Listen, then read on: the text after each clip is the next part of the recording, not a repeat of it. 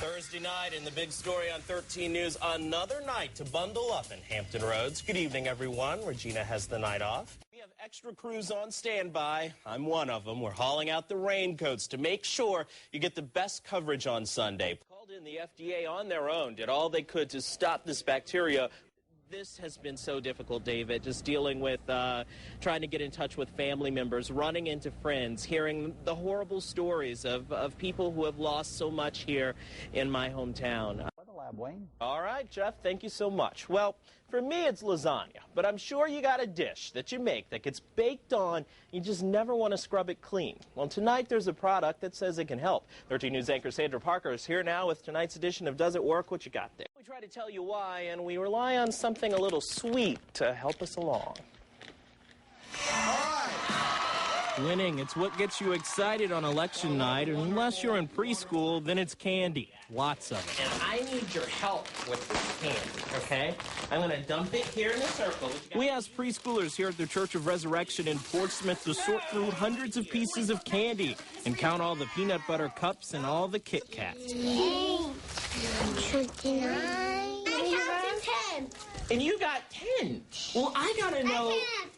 Well, I gotta know exactly how many pieces of candy are down there. So you guys gotta figure this out. We don't know. This process is similar to what's going on with the recount. Every single ballot has to be checked and double-checked. I think I'll throw up after all that counting. Political science professor Carol Pretlow says don't lose your lunch, but this could take a while. I think it could go 30 to 60 days, and maybe even more. Pretlow says they have to make sure some of the votes don't get lost, or in our case, eaten, or, well, squashed. So what are we going to do with this one? Ballots do get lost, and I think there's times when, of course, it's unintentional, but just like with anything else, there are accidents, there are things that, oh, I lost that, or I forgot that. Right now, 7,000 votes separate the real-life Kit Kat and peanut butter cups, meaning the state will pay for all this counting. If one candy or candidate leads by a wider margin, the state won't pay. Nevertheless, our unofficial counters will tell you mistakes happen. I ate one piece of the candy. Now let me ask you this. The piece you ate, did you count that one? Or did you forget? I forgot. Yeah, it's easy to forget with all that candy, but the certification process will take place over the next few weeks, and then the recount and possibly other recounts, kind of like we did there today. Dr. Pretlow says expect a long wait, and just in case you're wondering, the final count out there at the school today, Kit Kats, 244, Reese's Peanut Butter Cups, 423.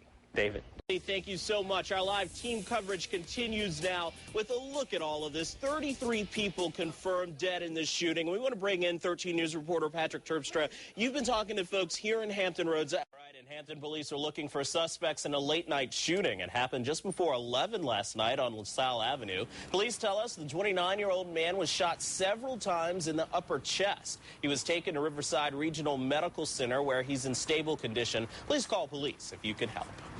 Talker's legacy continues on the airwaves, but through the voice of his wife. That's right. Today, just a one-week effort, something they're going to continue doing for the next couple of weeks all the way to the end of the years. We may not like it, but they say it's here to keep us safe. Reporting live from Sky 13 tonight, Wayne Carter, 13 News. Well, Janet, let me tell you, it was around noontime today when we saw most of the rain stop. We had a brief shower just a minute ago, and what we're getting right now mostly are the waves. They're really strong. They're really significant. If you think we're the only ones out here taking a look at them, think again. A lot of folks out here at the Avalon Fishing Pier using this break in the rain to check out the storm. Rain, wind, pounding surf. Outer Banks residents woke up to it all right off the bat Thursday morning. But in a matter of minutes, it all changed. At the first break of the action, the Troll family from Central Virginia left their vacation home to check out the storm. And for 2-year-old Lucas to see the ocean for the very first time. And this is quite amazing. What do you think? What is all? What's going on out there? I can't see the boats. He can't see the boats with good reason. Waves are so rough, they're tossing water onto coastal roads. The wind bringing the sand, too. I don't know. I can't see it. Yes, Lucas, it shuts down the ships as well as shutting down school. Kids were psyched they got a day off school. what more do you want? Debbie Baum's kids don't get many snow days in the Outer Banks, but a storm day is just as good. We were out here on the pier last night leaning into the wind. We really enjoy it. Even the four-legged folks found some fun, but this lab's master saw something bigger in all those waves. I own a deck business, and when this stuff comes up, you know, it washes away the decks and the walkways and all that stuff, so I'm just looking at money right now, actually. In the tough economy, this storm could be the boost contractors like Gary Ellert are looking for. Another northeaster might come, another hurricane might come, who knows? Don't tell them I said that, though. They need to fix it quick. You need the money. Yeah, that's right, I do. And take a look at this. You know, it hasn't been the damage, it's been the waves. And look at all this foam. A lot of the locals say that's what shocked them the most. Look at this stuff. It's really thick, it's really frothy, and that's from just the force of all of those waves. Locals say they haven't seen anything like this in quite some time. That's the latest live in Kill Devil Hills tonight. Wayne Carter. That's Wayne Carter, a reporter for WVEC who met the train and did such a good job cataloging its mishaps, we thought we'd just let it play for a bit. Somewhere north of Richmond, a CSX freight train derailed. The Amtrak sat in freezing rain, started rolling again, but more trouble. The switches on the tracks froze, then wind knocked trees down. The Amtrak's engine hitting them over and over again, till finally the train just stopped. Cones I placed here, from the cones back to this wall, it's about 5 steps. That's 10 feet by 10 feet.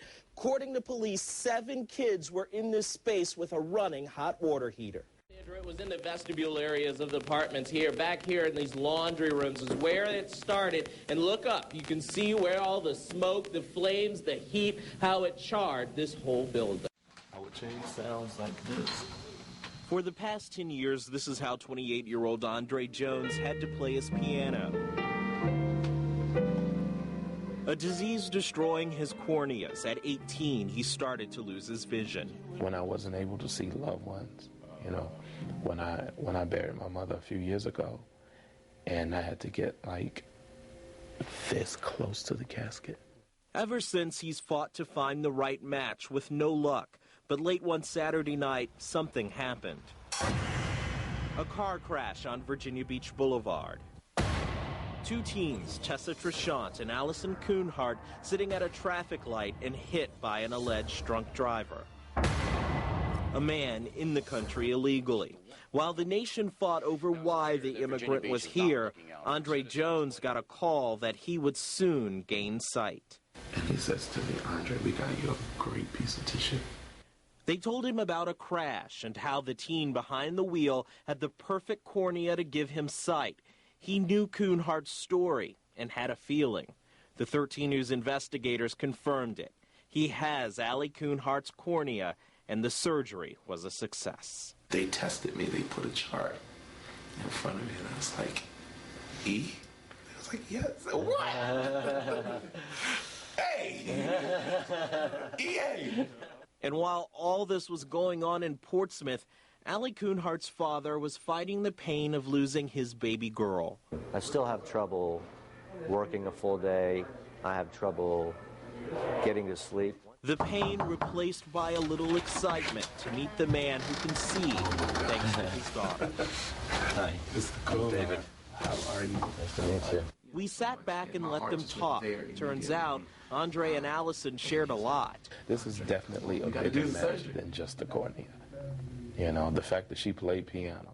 They listened to the same band, spent time at the ocean. Even Dad and Andre had similarities. Before long, these 2 men who never met were finishing each other's sentences. There's only so much that anybody can do. And once you slow down, it's right there. Yeah. Oh, boom. Now the musician who can finally see without having his nose right up to the keyboard is working on an album to say thanks. Allie Kuhnhart and Tessa Trishant will never be forgotten because they saved my life. Though we just met, I miss you already, and I thank you, the sun.